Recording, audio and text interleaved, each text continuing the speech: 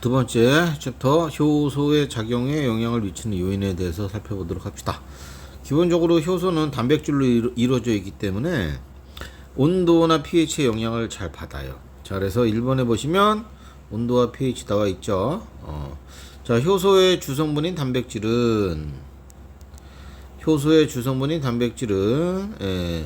자, 온도와 pH에 따라서 입체 구조가 달라집니다. 그러므로 효소의 활성은 온도와 pH 영향을 받습니다. 자, 온도는요 어떻게 영향을 받습니까? 높아질수록 반응 속도가 증가하다가 최적 온도보다 높아지면은 급격히 반응 속도가 떨어집니다. 여기 최적 온도가 뭐 일반적으로 사람의 경우에는 체온 정도가 되겠고요.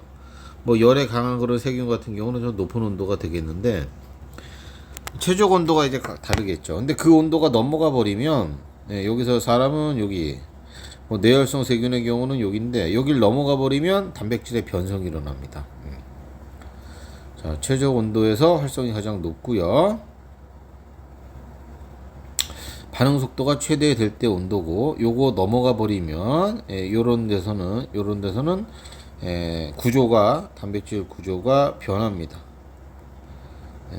변성이 일어납니다. 자, 그래서 기능을 상실하죠. 여기 그러고 있나요? 여기 있네.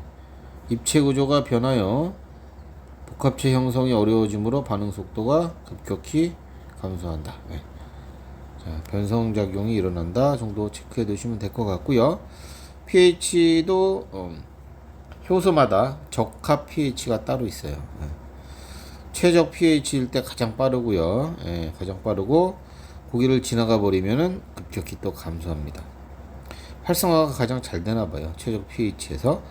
예를 들어서 강한 산성에서 활동을 잘하는 건 펩신이라는 놈이고요. 중성 정도에서 활동을 잘하는 거 아밀레이스.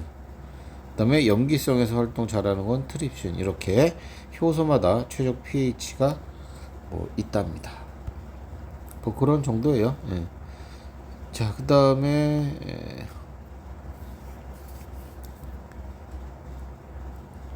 기질의 농도죠.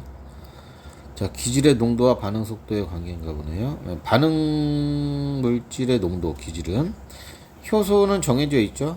효소의 농도가 일정할 때 개수가 이제 제한적이니까.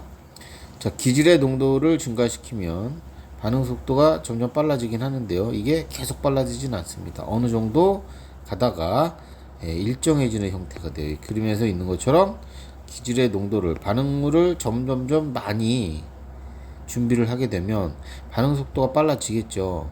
그런데 계속 빨라지지 않는다 이거예요. 이렇게 안 되고 가다가 일정해진대. 왜요? 효소 개수가 정해져 있잖아요. 효소의 숫자가 제한적이기 때문에 반응 물질만 뭐 연락에 올려봐야 안 돼요. 처음에는 늘어나는 건 맞습니다.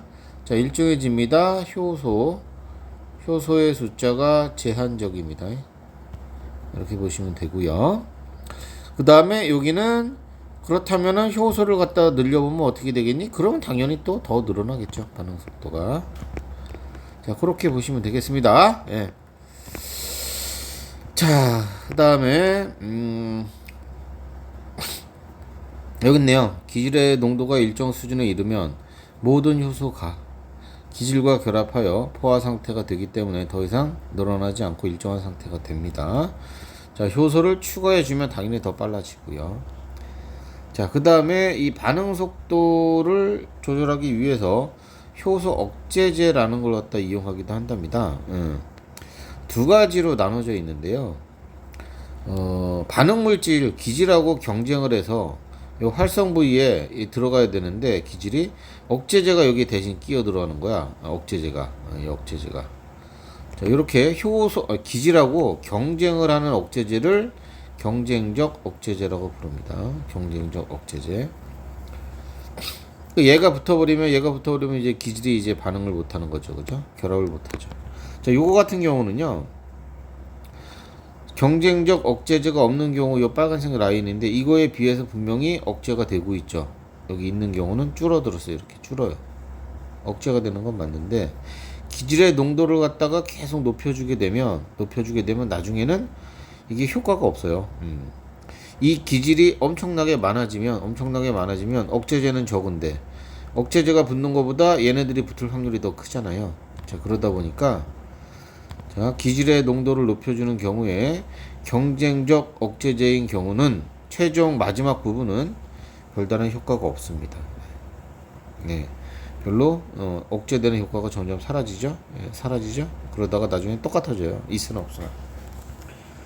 자, 그래서 경쟁적 억제제는 기질의 농도가 충분히 높으면 효과가 별로 없습니다. 이렇게 보시면 돼요. 경쟁적 억제제의 유무와 관계없이 초기 반응 속도의 최대값, 이 최대값이 똑같아져 버립니다. 기질의 농도가 충분히 높다면. 자, 그 다음에요. 비경쟁적 억제제도 있는데, 이 비경쟁적 말 그대로 경쟁하지 않아요. 왜? 다른 부위에 붙거든요. 기질이 붙는 부위가 여기잖아요.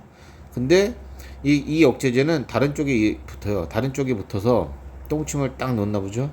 여기가 찌그러드네요. 활성 부위가 찌그러들어서 결합을 할 수가 없어요. 오호.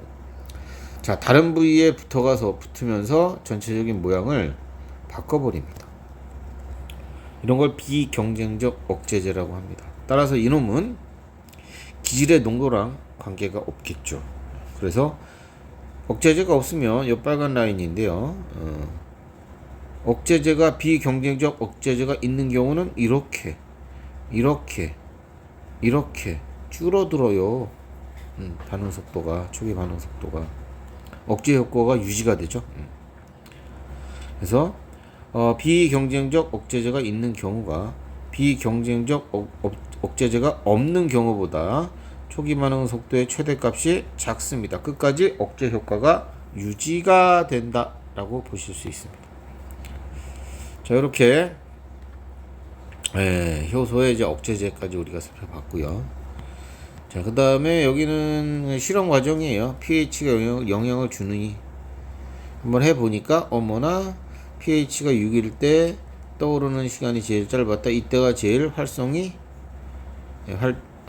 활동을 활발하게 하게 된 케이스죠. 자, 따라서 이 호르몬이 지금 이 효소가 누구냐? 카탈레이스인데요. 카탈레이스라는 효소는 pH 6 정도에서 가장 활발히 활동한다. 뭐 이렇게 이제 볼 수 있겠습니다. 자, 그 다음에 또 다른 실험에서는 온도를 다르게 했나봐요. 0도씨, 37도씨, 60도씨. 아마 37도씨 요 정도에서 가장 활성이 크지 않을까 싶으네요. 아밀레이스 얘기하나 보죠. 아밀레이스는 요런 정도, 37도 정도에서 분해가 제일 잘 된다라는 걸 확인할 수 있었답니다. 그래서 아밀레이스의 반응 속도는 온도에 따라 다르다라는 것도 확인을 하는 실험이었고요.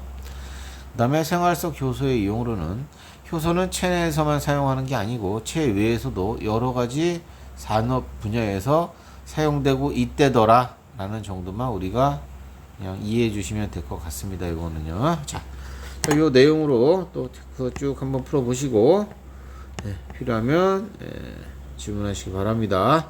자, 고생하셨습니다.